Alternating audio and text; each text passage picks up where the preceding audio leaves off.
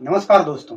आज हम बात करेंगे एक ऐसे संस्कार की जो हर बच्चे के जीवन का पहला और सबसे महत्वपूर्ण पड़ाव होता है, अन्नप्राशन संस्कार। यह केवल एक धार्मिक क्रिया ही नहीं बल्कि स्वास्थ्य विज्ञान और सामाजिक दृष्टिकोण से भी अत्यंत महत्वपूर्ण परंपरा है। आज 2083 साल भाद्र 20 गते 5 सितंबर 2025 भाद्र शुक्ल त्रयोदशी तिथि के इस शुभ अवसर पर हम बात कर रहे हैं प्यारे शिशु मयंक कुमार के अन्नप्राशन संस्कार की। मयंक कुमार के पिता यशराज कुमार मंडल और माता तनुजा देवी मंडल, दादा दादी जागेश्वर मंडल और शोभा देवी मंडल। इसी तरह से इस नन्हे बच्चे का नाना नानी है रमेश मंडल और द्रौपदी देवी मंडल। इस फैमिली के साथ सैकड़ों रिश्तेदार इस अनमोल क्षण के साक्षी बनकर उसे अपना आशीर्वाद प्रदान कर रहे हैं। दोस्तों, जब तक ये वीडियो चलता है तब तक हम चर्चा करते हैं इस अन्नप्राशन क्या है।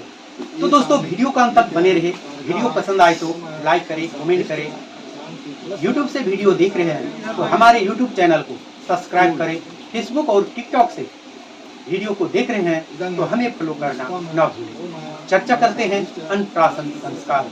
अन्नप्राशन संस्कार का अर्थ है शिशु को पहली बार अन्न का सेवन कराना। जन्म से 6 महीने तक शिशु को केवल माँ का दूध ही सर्वोत्तम आहार माना जाता है, लेकिन 6ठे महीने के बाद शिशु के शरीर को अतिरिक्त पोषण की आवश्यकता होने लगती है।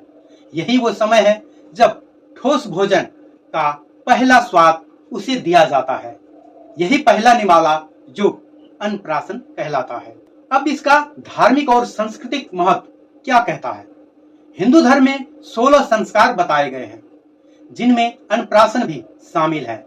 यह संस्कार न केवल बच्चे की शारीरिक वृद्धि बल्कि उसकी आध्यात्मिक और सामाजिक उन्नति का प्रतीक है। परंपरा के अनुसार शिशु को पहली बार अन्न भगवान और पितरों को साक्षी मानकर दिया जाता है ताकि उनके जीवन में स्वस्थ आयु और समृद्धि बनी रहे। दोस्तों, अन्नप्राशन की सही समय और मुहूर्त क्या होता है। सामान्यतः लड़कों का अन्नप्राशन 6ठे या 8वें महीने में और लड़कियों का 5वें या 7वें महीने में कराया जाता है। शुभ नक्षत्र और तिथि देखकर पंडित या ज्योतिष से मुहूर्त निकाला जाता है। कई परिवार अक्षत तृतीया, पुष्प नक्षत्र, जन्माष्टमी या अन्य शुभ अवसर पर भी यह संस्कार कराते हैं। तैयारी और सामग्री। अन्नप्राशन संस्कार के लिए घर को सजाया संवारा जाता है।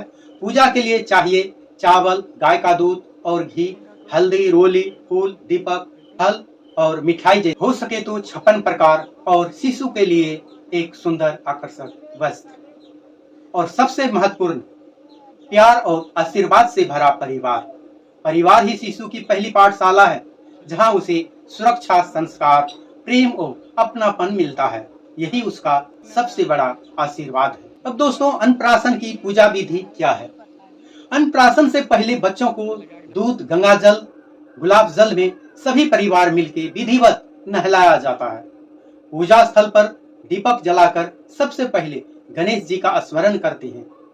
माता अन्नपूर्णा का और कुल देवी देवताओं का आह्वान करते हैं।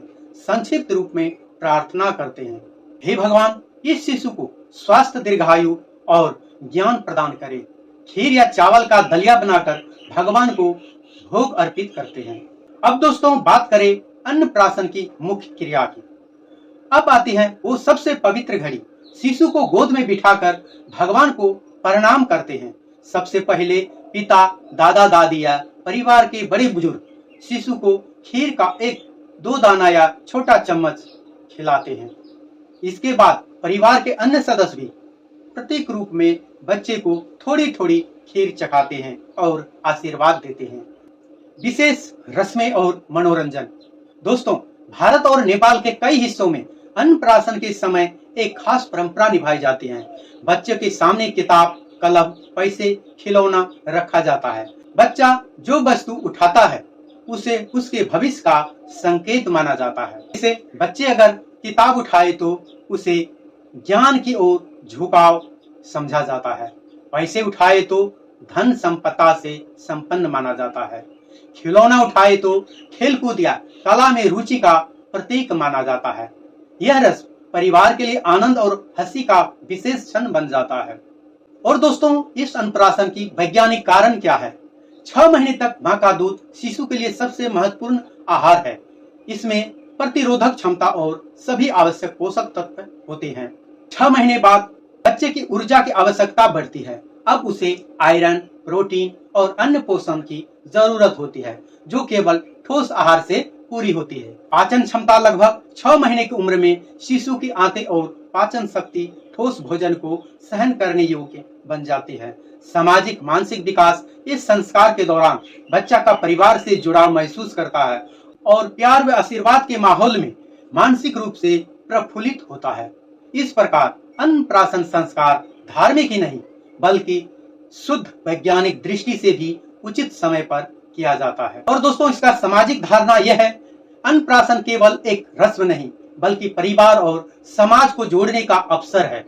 इस दिन रिश्तेदार, पड़ोसी और मित्र एकत्र होकर बच्चे को आशीर्वाद देते हैं। यह सामूहिकता बच्चे के भविष्य में सामाजिक जुड़ाव और सांस्कृतिक पहचान की नींव रखती है। साथ ही परिवार को यह अवसर मिलता है कि वे अपने प्रिय शिशु के जीवन का यह अनमोल क्षण सभी के साथ साझा करें। अब दोस्तों, इस क्रिया में कुछ सावधानियां भी अपनाना जरूरी होता है, जैसे कि शिशु को पहली बार केवल 2-3 दाने या चम्मच ही खिला सकते हैं। भोजन हमेशा हल्का, पचने योग्य और ताजा होना चाहिए। बच्चे में किसी प्रकार की एलर्जी या संस्कार टाल देना चाहिए। याद रखें, अन्नप्राशन के बाद भी बच्चे का मुख्य आहार मां का दूध ही रहता है। धीरे धीरे ठोस आहार का मात्रा को बढ़ाना चाहिए। तो दोस्तों, इस अन्नप्राशन के काफी चर्चे हम कर चुके हैं। अब हम वीडियो का अंत में आ पहुंचे हैं। तो दोस्तों, हम पहले भी बता चुके हैं, अन्नप्राशन संस्कार नन्हे मयंक कुमार के जीवन का पहला उत्सव है। यह वह क्षण है जब धार्मिक परंपरा, विज्ञान और सामाजिक मेलजोल तीनों एक साथ जुड़े हैं। यह संस्कार हमें याद दिलाता है कि भोजन केवल शरीर का पोषण नहीं बल्कि संस्कार, संस्कृति और आशीर्वाद का अमूल्य उपहार है। अन्नप्राशन सिर्फ एक निवाला नहीं बल्कि पूरे जीवन की शुभ शुरुआत है, जहां पहला दाना बनते हैं सेहत का आधार और परिवार का आशीर्वाद बन जाता है जीवन का सच्चा संबल। इस अवसर पर मैं प्रस्तोता सुरेंद्र सागर, जो कि बच्चे का फूफा भी हूँ, आप सभी को इस अनमोल पल का साक्षी बनने पर हृदय से धन्यवाद देता हूँ।